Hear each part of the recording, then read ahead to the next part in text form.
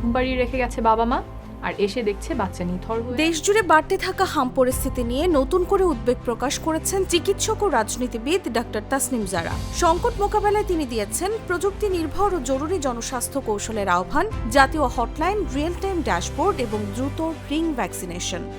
তাদের মৃত্যু ঘটার সম্ভাবনা প্রায় 10। শুক্রবার সকালে নিজের ভেরিফাইড ফেসবুক পোস্টে তিনি বলেন, হাম শুধু একটি রোগ নয়, এটি অত্যন্ত দ্রুত ছড়িয়ে পড়া এক নীরব জনস্বাস্থ্য বিপর্যয়।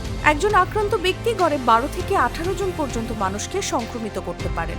সমসাময়িক অন্যান্য অনেক চিকিৎসক ডাক্তার তাসনিম জারা জানান, হামের ভাইরাস বাতাসে ছড়ায় এবং আক্রান্ত ব্যক্তি কোনো স্থান ত্যাগ করার 2 ঘন্টা পরও সেখানে প্রবেশকারী মানুষ সংক্রমিত হতে পারেন। তাই অন্তত 95% টিকাদান নিশ্চিত করে হার্ড ইমিউনিটি গড়ে তোলার বিকল্প নেই। তবে জাতীয় গড় সন্তোষজনক হলেও চরাঞ্চল, পাহাড়ি এলাকা, শহুরে বস্তি এবং প্রত্যন্ত অঞ্চলে টিকা বঞ্চিত ফাঁকা পকেট থেকেই বড় প্রাদুর্ভাবের ঝুঁকি তৈরি হচ্ছে। দেশে বিশাল কর্মসূচি হাতে নেওয়া হলো বাবা। এই বাস্তবতায় তিনি জাতীয় হাম হটলাইন চালু, লক্ষণ ভিত্তিক দ্রুত রোগী শনাক্তকরণ, কেন্দ্রীয় ড্যাশবোর্ডে রিয়েল টাইম তথ্য সংযুক্তি এবং আক্রান্ত ব্যক্তির সংস্পর্শে আসা পরিবার এবং কমিউনিটিকে তাৎক্ষণিক টিকার আওতায় আনার আহ্বান জানান। তার ভাষায়, রাজনৈতিক সদিচ্ছা ও প্রশাসনিক সমন্বয় থাকলে বাংলাদেশেও এই সংকট নিয়ন্ত্রণ করা সম্ভব।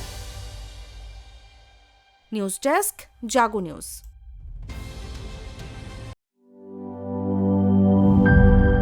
বাছাইকৃত কাঁচামাল ও স্বয়ংক্রিয় ইউরোপিয়ান মেশিনে তৈরি হয় all time butter bun, all time healthy life.